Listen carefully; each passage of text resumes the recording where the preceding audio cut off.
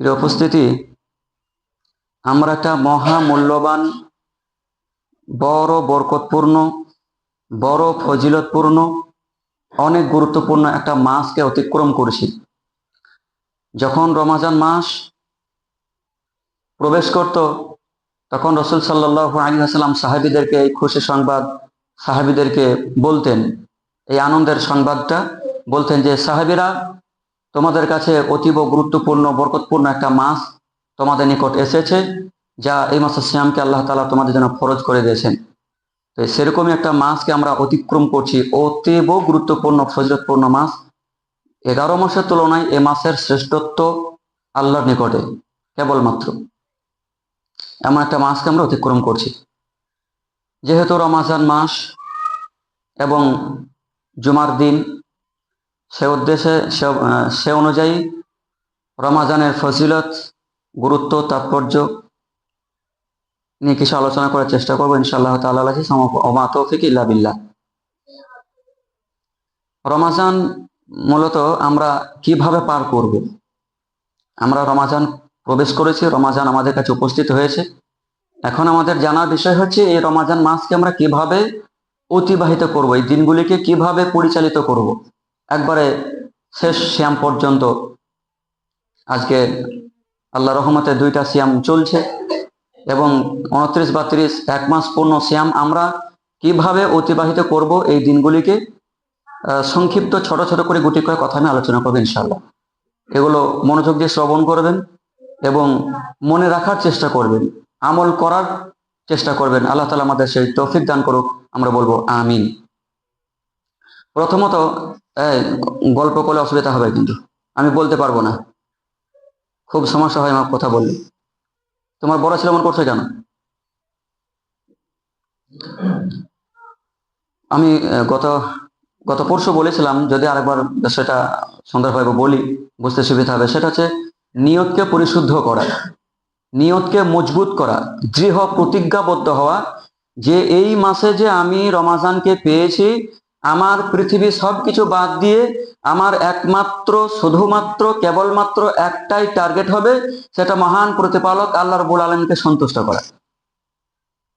এই মাসে সব থেকে বড় ইবাদত সিয়াম পালনের মাধ্যমে, সিয়াম, তারপরে ফরজ সালাত, সুন্নত সালাত, তারাবি, তাহাজ্জুদ, কিয়ামুল লাইল, অথবা আরো অন্যান্য ইবাদত, দান সাদকা ইত্যাদি। এই সমস্ত ইবাদতের মাধ্যমে একমাত্র আমার মূল উদ্দেশ্য হবে আমার মহান প্রতিপালক আল্লাহ রাব্বুল আলামিনকে সন্তুষ্ট করা।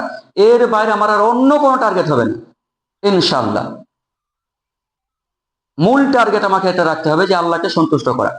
আর যদি কোনো ব্যক্তি আল্লাহকে সন্তুষ্ট করতে পারে, বা যদি আল্লাহ রাব্বুল আলামিন কোনো ব্যক্তির উপরে সন্তুষ্ট হয়ে যান, তার বিনিময়ে তার ঠিকানা কোথায়? জান্নাতুল ফেরদাউস।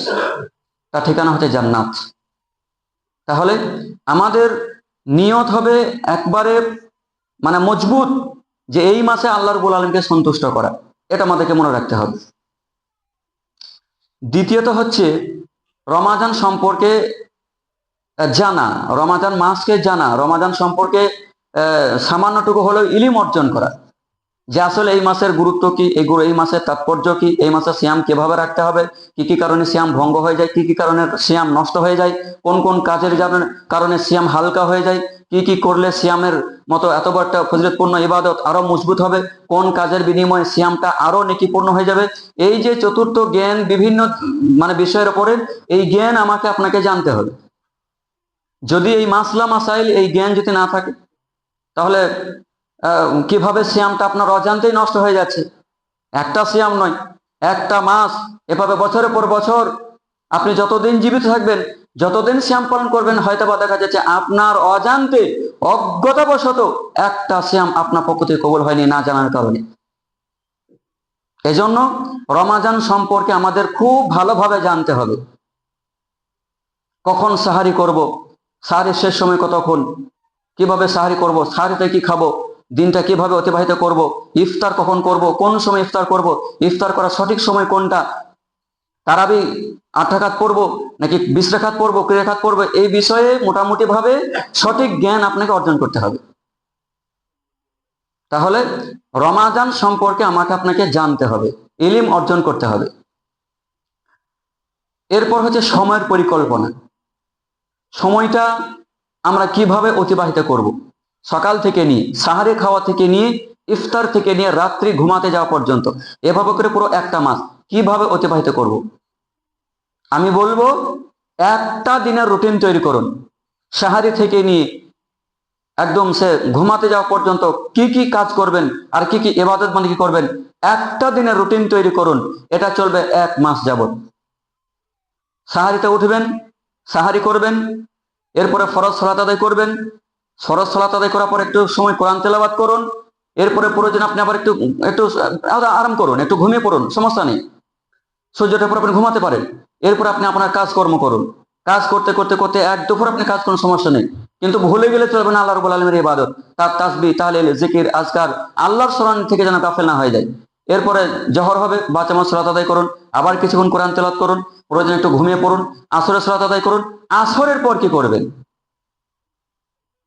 আসরে পরে ওই দুনিয়া মানুষ যেখানে মত্ত হয়ে থাকে, মানুষের সমাগম যেখানে থাকে, সেখানে না গিয়ে আপনি আপনার পরিবার একটু সময় দেন। রাসূল সাল্লাল্লাহু আলাইহি ওয়াসাল্লাম একটা বড় সুন্নত, তার একটা বড় সুন্নত যে পরিবারে মায়ের সাথে, তার স্ত্রীর সাথে অথবা বোনের সাথে তার কাজে সহযোগিতা করা একটা বড় ইবাদত। আম্মা জান আয়েশা রাদিয়াল্লাহু তাআলা আনহা তিনি বলছেন, আল্লাহ রাসূল সাল্লাল্লাহু আলাইহি সাল্লাম যখন একদম কঠোর রৌদ্রে কাজকর্ম করে তিনি যখন বাড়ি ফিরতেন, যখন দেখছেন যে আমার কাজ তখন সম্পূর্ণ হয়নি, তখন তিনি কোন রকম ভ্রুকুঞ্চিত না করে, কোন রকম রাগান্বিত না হয়ে, কোন রকম চোখ রাঙিয়ে কথা না বলে তিনি আমার কাজে সহযোগিতা করতেন। আমার কাজে হাত লাগিয়ে রান্না বান্না কাজ সম্পূর্ণ করার পর তারপরে তিনি বাকি অন্যান্য কাজকর্ম করতেন, ইবাদত বান্দি করতেন। তাহলে আসরের পরে ওই গীবত, পরনিন্দা, পরচর্চা, দুনিয়ার ঝামেলা কাজ থেকে আপনাকে মুক্ত থাকতে হবে। অন্যচেত মান লাম ইয়াদা কাওলা যুর ওয়ালা আমালা বি ফালাইসা লিল্লাহি হাজাতুন ফি আয়াদা তাআমাহু ওয়া শারাবা। আপনার ইবাদত করা, সিয়াম পালন করা আর দিনে বেলা খাওয়া আল্লাহর নিকটে একই, কোনো পার্থক্য নেই। আল্লাহ রাসূল সাল্লাল্লাহু আলাইহি ওয়াসাল্লাম বলেন, যে ব্যক্তি মিথ্যা পরিত্যাগ করে না, গীবত পরিত্যাগ করে না, ওই অশ্লীল কাজ পরিত্যাগ করে না, তার সিয়াম থাকা আর না থাকা আল্লাহর নিকটে কোনো প্রয়োজন নেই তার। এই জন্য বলবো আসর পর থেকে একটু বাড়িতে সময় দেওয়ার চেষ্টা করবেন, কাজে একটু হাত লাগানোর চেষ্টা করবেন, এতে সওয়াব আছে, নেকি আছে, রাসূল সাল্লাল্লাহু আলাইহি ওয়াসাল্লামের সুন্নাত। এরপর হচ্ছে দান সাদকা। আমরা 11 মাস যাবত দান সাদকা করেছি, যে যেমন পেরেছি। মাদ্রাসা, মসজিদ, মক্তব, ইয়েতিম, অভাবী, গরিবদের, যারা ফকির তাদেরকে বিভিন্নভাবে আমরা দান সাদকা করেছি। কিন্তু এই মাসে দানের পদ্ধতিটা একটু ভিন্ন করবেন, একটু বেশি করবেন, বাড়ানোর চেষ্টা করবেন। অন্যান্য মাসে দান করার ইবাদতের নেকি আর এই মাসে দান করার নেকি ভিন্ন। এই মাসের যে কোনো ইবাদতের সওয়াব একমাত্র আল্লাহ দেন।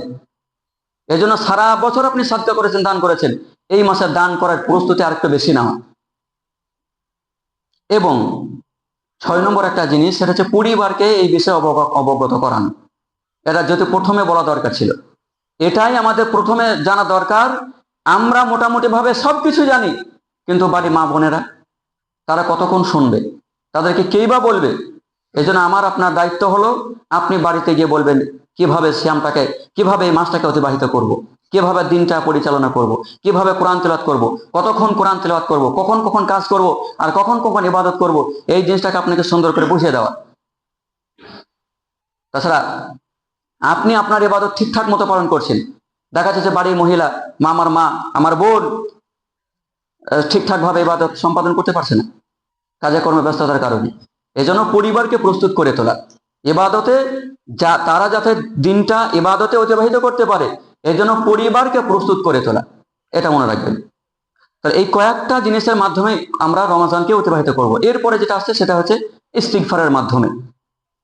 আমরা সারা বছর কোনো না কোনো পাপের সাথে জর্জরিত, পাপ করেছি আবার ইস্তিগফার করেছি, আবার পাপ করেছি আবার ইস্তিগফার করেছি, আবার পাপ করেছি আবার ইস্তিগফার করেছি। কিন্তু এই মাসে হবে ভিন্ন, যেহেতু রমাজান মাস গোটাটাই রহমতের, বরকতের, নাজাতের, ক্ষমার, মাগফিরাতের। এজন্য এই মাসের ইবাদত হবে আরো ভিন্ন, ইস্তিগফার হবে আরো ভিন্ন, আরো মজবুত। মহান আল্লাহ রাব্বুল আলামিন তিনি বলেছেন, ইয়া আইয়ুহাল্লাযিনা আমানু তুবু ইলাল্লাহি তাওবাতান নাসুহা আসা রাব্বুকুম আইয়ুকাফফিরা আনকুম সাইয়্যাতিকুম ওয়া ইউদখিলাকুম জান্নাতিন তাজরি মিন তাহতিহাল আনহার। আল্লাহ বলছেন, হে ইমানদারগণ, তোমরা আল্লাহর নিকটে ইস্তিগফার করো, আশা করা যাচ্ছে তোমাদের ইস্তিগফারের কারণে আল্লাহ তাআলা তোমাদেরকে ক্ষমা করে দেবেন। এবং শুধু ক্ষমা নয়, বরং ক্ষমা করে দেওয়ার পরে তোমাদেরকে এমন এক জান্নাতে প্রবেশ করাবেন যার তলদেশে প্রবাহিত রয়েছে বিভিন্ন ধরনের ঝর্ণাধারা। অন্যত্র বলছেন, তুবু ইলাল্লাহ, তোমরা আল্লাহর নিকটে ইস্তিগফার করো হে মুমিন সম্প্রদায়, লাআল্লাকুম তুফলিহুন, যাতে করে তোমরা সফল কাম হতে পারো, যাতে করে তোমরা নিজেদের গুনাহকে ক্ষমা করে নিতে পারো, যাতে করে তোমাদের জীবনে জিন্দেগির যাবতীয় সব রকমের গুনাহকা থেকে মাফ করে পরিষ্কার পরিচ্ছন্ন করে নিতে পারো। এর জন্য হে মুমিন সম্প্রদায়, মুমিনের দল, তোমরা আল্লাহর নিকটে বেশি বেশি ইস্তিগফার করতে থাকো। সেই বুখারী গ্রন্থের হাদিস। আল্লাহ রাসূল সাল্লাল্লাহু আলাইহি ওয়াসাল্লাম তিনি বলেছেন, হে ঈমানদারগণ, ইয়া আইয়ুহান নাস তুবু ইলাল্লাহ ফা ইন্নী আতুবু ইলাইহি ফি ইয়াউমি মিয়াতা মাররাত, হে মানুষ সম্প্রদায়, তোমরা আল্লাহর নিকটে ইস্তিগফার করো, কেননা আমি মুহাম্মদ সাল্লাল্লাহু আলাইহি ওয়াসাল্লাম আল্লাহর নিকটে দৈনিক প্রত্যেক দিন 100 বার ইস্তিগফার করি। এমন একজন মানুষ যার আগে পরে গুনাহ ক্ষমা, যার গুনাহ নেই, এমন একজন মানুষ পুত ও পবিত্র, এমন একজন মানুষ নবীদের নবী, মানবকুলের শ্রেষ্ঠ মানব, যার সুপারিশ ব্যতীত একজন মানুষ জান্নাতে যেতে পারে না, যার আগে পিছে গুনাহ ক্ষমা, এমন একজন মানুষ নবী মুহাম্মদ সাল্লাল্লাহু আলাইহি ওয়াসাল্লাম, তিনি পর্যন্ত দৈনিক 100 বার ইস্তিগফার করেন। অন্য হাদিসে আল্লাহ রাসূল সাল্লাল্লাহু আলাইহি ওয়াসাল্লাম বলেন, শোনো মানুষগণ, আমি দিনে 70 বার তার থেকে বেশি অধিক ইস্তিগফার করে থাকি, তোমরা আল্লাহর নিকটে বেশি বেশি ইস্তিগফার এবং ক্ষমা প্রার্থনা করো। এবার আমাকে বলুন, যে রাসূল সাল্লাল্লাহু আলাইহি ওয়াসাল্লামের আগে পড়ে গুনাহ ক্ষমা, মাফ, গুনাহ নেই জীবনে, এমন একজন মানুষ যদি দিনে 100 বার অথবা 70 বার তার থেকে বেশি যদি ইস্তিগফার করেন, আমরা অধম পাপী গুনাহগার, আমাদের জীবনে এমন কোন পাপ নেই যে পাপ আমরা করিনি। তাহলে বলুন, আমাদের মতো অধম পাপী সারা জীবনে কত লক্ষ বার গুনাহ আমাদের ইস্তিগফার করতে হয়।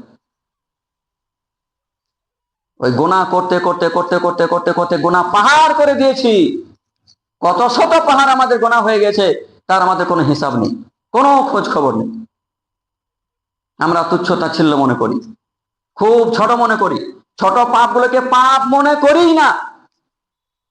অথচ মানুষ, মনে রাখবেন, ওই ছোটখাটো পাথরে হোঁচট খেয়ে পড়ে যায়।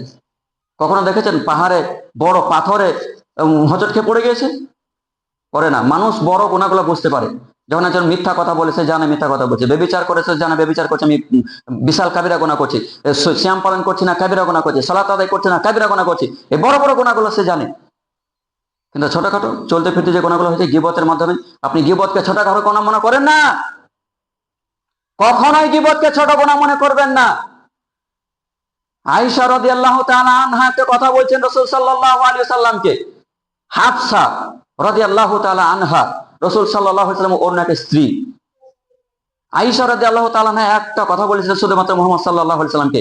কোন একটা কথা হচ্ছিল, সেই কথার পরিপ্রেক্ষিতে তিনি বলছেন, ও হাফসা, ও তো হাইটে একটু বেঠে, শুধু বেঠে, আমরা গেঁড়া বলি বাংলা, গোদা বাংলায় বেঠে, শর্ট সাইজ গেঁড়া। তো আম্মা জান আয়েশা রাদিয়াল্লাহু তাআলা আনহা তিনি অজ্ঞতাবশত না জেনে একটা কথা তিনি এইভাবে বলে ফেলেন হাসতে হাসতে, যে ও তো হাইটে ছোট। ইন্না লিল্লাহি ওয়া ইন্না ইলাইহি রাজিউন। রাসূলুল্লাহ সাল্লাল্লাহু আলাইহি ওয়াসাল্লাম একদম রাগে তার মুখমণ্ডল লাল হয়ে গেল, চক্ষু লাল হয়ে গেল। বলছে, আয়েশা, তুমি কি কথা বললে? তুমি জানো না তুমি কত বড় নাপাক কথা বলেছো? এই কথাটাকে যদি সমুদ্রে পানিতে ফেলে দেওয়া হতো, তাহলে সমুদ্রে অত পানি রং পরিবর্তন হয়ে যেত। এত বড় একটা কথা বলেন, এমন কথা আমরা বলি না মনে হয়? এইরকম কথা বলি? এর থেকে কত নিকৃষ্ট কথা দিনের পর দিন, মাসের পর মাস, দিনের পর দিন সিয়ামরত অবস্থা আমরা বলি, তার কোনো হিসাব নেই।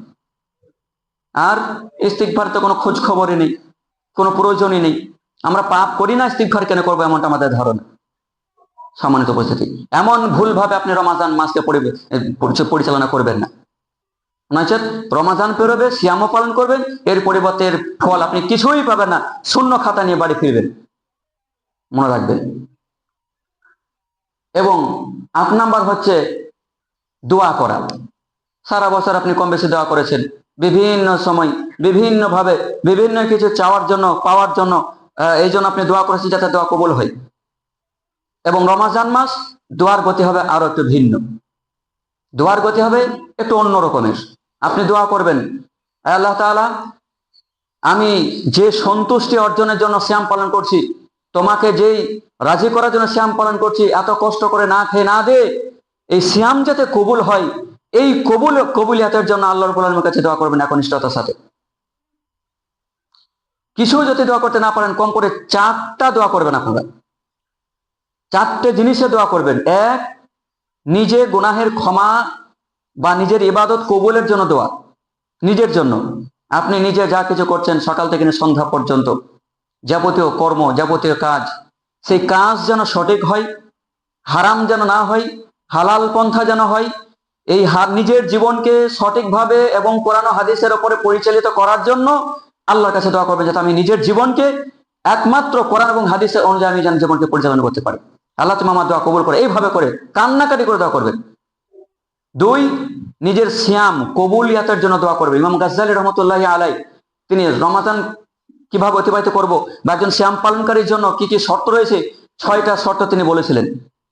তার একটা হচ্ছে দোয়া কবুল, মানে কবুল হওয়ার ব্যাপারে, যে আমি যে সিয়াম পালন করছি, সারাদিন না খেয়ে না দে, এত কষ্ট করে পানি পান না করে, পিপাসা হওয়ার পরেও, ভুক লাগার পরে খাবার না খেয়ে কষ্ট করে সিয়াম পালন করছি, এই সিয়াম আদৌ কবুল হচ্ছে তো, এই বিষয়ে গুরুত্ব দেওয়া, যাতে করে আমার আপনার সিয়াম কবুল হয়, এর জন্য দোয়া করা। এবং আরেকটা দোয়া করবেন, সেটা হচ্ছে আত্মীয় স্বজন পিতামাতার জন্য দোয়া করা। যারা জীবিত রয়েছে তাদের জন্য তাদের হেদায়েত কামনা করা, তারা যাতে সঠিকভাবে ইবাদত বান্দেগী করতে পারে, তারা যাতে হেদায়েত সঠিক পথে প্রচালিত হতে পারে আজীবন মৃত্যু পর্যন্ত, এ নিয়ে বেশি বেশি দোয়া করা। বিশেষ করে মা বাপের জন্য দোয়া করা। আর যদি মা বাপ আত্মীয় স্বজন মারা গিয়েছে, তাদের মতো করে দোয়া করা, তাদের কবরে মাগফিরাতের জন্য দোয়া করা, ক্ষমার জন্য দোয়া করা, কবর প্রশস্ত করার জন্য দোয়া করা, কবরের জাহান্নামের শাস্তি মাফ করা থেকে নিয়ে দোয়া করা। এই বিভিন্ন ভাবে আপনি দোয়াগুলো করবেন। কেননা এ শুধু এই মাসে নয়, বরং প্রত্যেক রাত্রিতে শেষ অংশে আল্লাহ রাব্বুল আলামিন একবারে শেষ আসমানে, মানে প্রথম আসমানে তিনি নেমে আসেন এবং তিনি বারবার কথা বলতে থাকেন, কে আছো আমাকে ডাকছো, আমি তোমাদের ডাকে সাড়া দেবো। কি চাচ্ছ, আমি তোমাকে যা চাচ্ছ সেটাই দেবো। তুমি কি প্রয়োজন, তোমার যা প্রয়োজন, যা কিছু চাও, প্রয়োজন শুধু আমাকে বলো, আমার দিতে দেরি হবে না। আল্লাহ বলছেন, ওয়াইদা সাআলাকা ইবাদি ফাইন্নী করিব উজিবু দাওয়াতা দাআ ইদা দাআন ফালইস্তাজিবু লি। আল্লাহ বলছেন, যখন আমার কোনো বান্দা আমার কাছ থেকে কিছু চায়, প্রশ্ন করে, আমাকে ডাকে, আমাকে আহ্বান করে, ইদা সাআলাকা ইবাদি আন্নী ফাইন্নী করিব, আমি তার অধিক নিকটবর্তী হয়ে যাই। উজিবু দাওয়াতা দাআ, সে যখন আমাকে ডাকে তখন আমি তার ডাকে জবাব দিই, সাড়া দিই, এবং সে যা চায় আমি তাকে তা দিই। এজন্য রমাজান মাস আমরা পার করব, রমাজান মাসকে অতিবাহিত করব, দিনগুলো অতিবাহিত করব সিয়াম দিনের বেলাতে এবং রাত্রি ইবাদতের মাধ্যমে অতিবাহিত করব, দোয়ার মাধ্যমে। আল্লাহ যাতে আমাদের যাবতীয় ইবাদত বান্দাকে কবুল করেন, এই জন্য বেশি বেশি আল্লাহর কাছে দোয়া করা, আল্লাহ যেন আমাদের সেই ইবাদত বান্দাকে কবুল করেন, আমিন। এবং আরেকটা কথা, শেষ কথা বলে দিই, সেটা হচ্ছে আনন্দ উপভোগ করা। মোমেনের জীবনে, মানে মোমেনের বিষয়টা এমনই, রাসূল সাল্লাল্লাহু আলাইহি ওয়াসাল্লাম বলেছেন, আজাবুল লিল মুমিন, মোমেনের বিষয়টা হচ্ছে আশ্চর্যকর বিষয়, মানে অবাক কাণ্ড একটা বিষয়। মুমিন ইদা আসাবাতুহু খায়র, যখন সে ভালো কোনো কিছু পায়, যখন আনন্দের কোনো সংবাদ তার কাছে আসে, যখন তার কাছে একটা চাকরির সুসংবাদ আসে, একটা ভালো ব্যবসার সুসংবাদ আসে, একটা ভালো কাজের সুসংবাদ আসে, একটা খুশির সংবাদ আছে, বিবাহের সংবাদ আছে, হ্যাঁ, এরকম যখন আনন্দের কিছু পাই, ভালো কোনো সংবাদ যখন তার কাছে আসে, তখন হামিদাল্লাহু ওয়া শাকারা, ওই মুমিন ব্যক্তি আল্লাহর প্রশংসা করে, আল্লাহর কৃতজ্ঞতা স্বীকার করে, ওয়া শাকারা, এবং আল্লাহর কৃতজ্ঞতা স্বীকার করে। তাহলে ভালো কিছু হলে আল্লাহ প্রশংসা করা এবং আল্লাহর কৃতজ্ঞতা মুমিনের একটা জন্মগত অভ্যাস। ওয়াইন আসাবাত মুসিবা, ওয়াইন আসাবাতহু মুসিবা, অথবা যখন তার কাছে কোনো বিপদ এসে পৌঁছায়, হঠাৎ শুনলো তার ছেলে অ্যাক্সিডেন্ট করেছে, হঠাৎ ওই ব্যক্তি হোঁচট খেয়ে পড়ে গেছে, হঠাৎ তার পাকা ফসল নষ্ট হয়ে গেছে, হঠাৎ তার একটা বিশাল ফলের বাগান ছিল ধূলিসাৎ হয়ে গেছে, এরকম যত রকমের বিপদ আপদ সংবাদ রয়েছে বা মুসিবত রয়েছে তার কাছে আসলো, সে শুনলো, সে জানলো, দেখলো, সে কি করে? হামিদাল্লাহু ওয়া সাবারা, এর পরেও ওই মুমিন ব্যক্তি ধৈর্য ধারণ করে এবং আল্লাহর প্রশংসা করে। আল্লাহ রাসূল সাল্লাল্লাহু আলাইহি ওয়াসাল্লাম বলেছেন, মুমিন ব্যক্তি সত্যি একটা আশ্চর্যকর বিষয়। এমনকি একজন মুমিন তার জীবনে যা কিছু করে সেটাতে রয়েছে সওয়াব। এই হাদিসের শেষ অংশ। তাহলে মুমিনের জীবনে এমন একটা মাসকে পাওয়া, আমাদের জীবনে, মুমিনের জীবনে এটা আনন্দ নয়? এটা খুশি নয়? কত বড় খুশি! মোমেনরা 1 মাস, 2 মাস, 15 দিন, 1 সপ্তাহ আগে থেকে এই খুশিটাকে মানে পাওয়ার জন্য মানে একবারে উৎফুল্ল মন নিয়ে বসে থাকে তারা রমাজানকে পাওয়ার জন্য। এই জন্য রমাজানকে পেয়ে একজন মুমিন আনন্দ প্রকাশ করবে। আনন্দ প্রকাশ করবে কখন? সিয়াম পালনকারীর জন্য 2টা আনন্দের মুহূর্ত রয়েছে, মনে রাখবেন, ভুলে যান না। আল্লাহ রাসূল সাল্লাল্লাহু আলাইহি ওয়াসাল্লাম বলেছেন, বুখারী এবং মুসলিম গ্রন্থে হাদিসটা রয়েছে, তিনি বলছেন, লিসাইমি ফারহাতান, সিয়াম পালনকারী ব্যক্তির জন্য 2টা আনন্দের মুহূর্ত। যে ব্যক্তি সিয়াম পালন করে, রোজাদার, সিয়াম পালনকারী ব্যক্তির জন্য রয়েছে 2টা আনন্দের মুহূর্ত, 2টা খুশির মুহূর্ত। একটা হচ্ছে ইনদা ফিত্র, যখন সে ইফতার করে, সারাদিন মানে ক্ষুধা লাগার পরেও না খেয়ে, পিপাসিত হওয়ার পরেও পান না করে, কষ্ট করে রোদ্রে দিন অতিবাহিত করে যখন নাস্তা নিয়ে, খাবারটা নিয়ে যখন সামনে বসবেন, আর 2 মিনিট, 5 মিনিট, 10 মিনিট বাকি আছে, ওই মুহূর্তে যে আনন্দ, বলেন তো এই আনন্দটা কি টাকা পয়সা দিয়ে মানুষ কোথাও কিনতে পারবে? পৃথিবীর যে প্রান্তে যাক, এমন কোনো বালাখানা আছে যে আনন্দটা মানুষকে দেবে? ওই মুহূর্তের যে আনন্দটা, যারা সিয়াম পালনকারী তারা একমাত্র এই আনন্দটা ফিল করতে পারবে, নচেত তারা কি জানবে? তাহলে একটা হচ্ছে যখন সে ইফতার করবে সেই মুহূর্তের আনন্দটা, আর একটা আনন্দ আল্লাহু আকবার, সেটা হচ্ছে ইনদা লিকাই রাব্বি, কিয়ামতের দিন যখন আল্লাহ রাব্বুল আলামিনকে দেখবেন, সিয়াম পালনকারী সরাসরি আল্লাহকে দেখতে পাবে, আল্লাহর দিদার পাবে। বলেন তো ওই মুহূর্তটা কেমন হতে পারে? আমি দুনিয়ার সমস্ত আনন্দ একধারে রেখে দিলাম, ছেড়ে দিলাম, এক মুহূর্তের জন্য ছেড়ে দিলাম, এই আনন্দটা আমাদের কাছে কিছুই নেই। মুমিনের জন্য দুনিয়াটা যদি আনন্দ হোক অথবা কষ্টের হোক, ঈমানদারকে হাসি মুখে মেনে নিতে হবে। কিন্তু দ্বিতীয় যে আনন্দের মুহূর্তটা কিয়ামতের দিন, আল্লাহ রাব্বুল আলামিনকে সরাসরি দেখা, সৌভাগ্য অর্জন করা, বলেন তো এইটা একজন মুমিনের জীবনে পাওনা কি হতে পারে? যখন মানুষকে আল্লাহ রাব্বুল আলামিন জান্নাতে দিয়ে দেবেন, সকল মানুষকে এভাবে যখন নিয়ামত ভোগ করতে হবে, যখন কয়েক বছর পার হয়ে চলে যাবে, তারপর আল্লাহ জিজ্ঞাসা করবেন, আচ্ছা তোমরা কি আর কিছু পেতে বাকি আছো? জান্নাতের ব্যক্তিরা আশ্চর্য হয়ে বলবেন, আবার কি? আমাদের তো, আমরা এতটুকু আশা করিনি, কিন্তু তুমি আমাদের প্রতি দয়া করে, আমাদের প্রতি রহম করে আমাদেরকে এত কিছু দিয়েছে, এর থেকে আবারও। তখন আল্লাহ রাব্বুল আলামিন তার চেহারাটা জান্নাতি ব্যক্তিদের সামনে প্রকাশ করবেন। এবং রাসূল সাল্লাল্লাহু আলাইহি ওয়াসাল্লাম বলছেন, যেমন পূর্ণিমার রাতের চন্দ্র মানুষ দেখে, পূর্ণিমা যখন হয় একদম চাঁদটা যখন গোল হয়ে যায় একদম মাসের মধ্যখানে, পূর্ণিমা চাঁদ দেখতে কোনো সমস্যা হয় না? মেঘ থাকে না, আড়াল করে থাকে, কোনো মানুষের ভিড়ভাড়টা প্রয়োজন হয় নাকি মানুষকে ঠেলে সরে দেখতে হয়? দেখতে হয় না তো। মানুষ একদম ধীর স্থির ভাবে শান্তির সহকারে বাড়িতে বসে, আঙ্গিনায় বসে, ছাদে বসে পূর্ণিমা চাঁদটাকে সুন্দর করে একদম জল জল করে দেখতে থাকেন, চন্দ্রটাকে। আল্লাহ রাসূল সাল্লাল্লাহু আলাইহি ওয়াসাল্লাম বলছেন, জান্নাতে আল্লাহ যখন তার চেহারাটাকে তাদের সামনে প্রকাশ করবেন, তার নূরটাকে সরাবেন, পর্দার যখন সরাবেন, তখন প্রত্যেকটা মানুষ তার দিকে দেখতে থাকবেন। কত যুগ যে পেরিয়ে যাবে তা একমাত্র আল্লাহ ছাড়া কেউ ভালো জানেন না। শ্যাম পালনকারী 2টা আনন্দের মুহূর্ত। তাহলে মুমিনের জীবনে বিপদ এলেও আনন্দ, খুশি, আর আনন্দের কিছু হলে সেটাও আনন্দ, খুশি উপভোগ করে, আল্লাহর প্রশংসা করে। এবং বিশেষ করে এই 2টা আনন্দের মুহূর্ত, একটা হচ্ছে ইফতার করার সময়, রোজা খোলার সময়, আর একটা কিয়ামতের দিন। মোটামুটি আমরা কিভাবে রমাজান অতিবাহিত করব একটু হলেও ধারণা দিতে পারলাম। প্রিয় উপস্থিতি, রমাজান মাসকে রহমত হিসাবে নেবেন, জহমত হিসাবে নেবেন না। রমাজানকে রহমত হিসাবেই নেবেন, রমাজানকে জহমত হিসেবে নেবেন না। আপনি সারাদিন দেখা যাচ্ছে ঘুমিয়ে কাটিয়ে দিয়েছেন, আপনার রমজান এসে তো কোনো উপকারই হলো না। সাহারি করার পরে পরে আপনি আবার ঘুমিয়ে পড়লেন, তারপরে ওঠার কোনো নামগন্ধ নেই, না রমজান মাসে কাজকর্ম আছে, না অন্য কোনো টেনশন আছে, না খাবারের কোনো টেনশন আছে, তো দেখলেন ঘুমিয়ে আছেন একদম জহর পর্যন্ত ঘুমিয়ে থাকলেন। রমজান আপনার জন্য রহমত, জহমত আপনার জন্য ক্ষতি, তো আপনার মুসিবত আপনার জন্য। আবার জহরে উঠলেন, কোন রকম কষ্ট মষ্টকে কাটা দিয়ে কোন রকম নামাজ পড়ে আবার শুয়ে গেলেন, ঘুমিয়ে গেলেন, আবার ঘুমিয়ে পড়লেন। রমাজান মাস ইবাদতের মাস, রমাজান মাস হচ্ছে ইবাদতের মাস। তো এই মাসটাকে যদি আপনি ঘুমিয়ে কাটিয়ে দেবেন, তাহলে বাকি অন্যান্য মাসে কিভাবে আপনি ইবাদত করতে পারেন? অতএব আমি বলবো, রমাজান মাস আমরা পেয়েছি, আপাতত এই পর্যন্ত আমরা 2টা পর্যন্ত উপস্থিত হয়েছি। আমরা আল্লাহর কাছে প্রাণ খুলে দোয়া করবো যাতে করে পূর্ণ 1 মাস আমরা যেন শ্যাম সঠিকভাবে পালন করতে পারি, আমিন। তো যেহেতু আমরা রমাজান পেয়েছি, এই রমাজান মাসকে কোনোভাবে হেলায় ফেলে কাটাবো না, একবারে মানে অলস হয়ে, গাফেল হয়ে, একবারে মানে গাফিলতি দিয়ে এই রমাজান মাসকে আমরা অতিবাহিত করবো না। ইবাদতের মাস আমরা ইবাদত ভাবেই নেব। পূর্ণ 1 মাস শ্যাম পালন করব, 5 ওয়াক্ত সালাত বাজামাত আদায় করব। শুধু 5 ওয়াক্ত সালাত নয়, বরং 5 ওয়াক্ত সালাতে দিনে রাতে 24 ঘন্টায় 12 রাকাত সুন্নত সালাত রয়েছে। এই সুন্নত সালাতের ব্যাপারে যত্নবান হবেন, তারাবির ব্যাপারে যত্নবান হবেন। তারাবির বাহিরেও আরো সালাত রয়েছে, যে তাহাজ্জুদ, তাহাজ্জুদের সালাতের অংশগ্রহণ করবেন। এবং এইভাবে করে একটা রুটিন আপনি দিনে তৈরি করবেন। একটু ঘুমাবেন, একটু কোরআন তেলাওয়াত করবেন, একটু জিকির আজকার করবেন, 100 বার আস্তাগফিরুল্লাহ আল্লাযী লা ইলাহা ইল্লা হুয়াল হাইয়ুল কাইয়্যুম কতবেল এটা করবেন। আপনি দিনে 1 অংশ একটু দান সদকা করবেন। এইভাবে আপনি রমাজান মাসকে আপনি পরিচালনা করুন।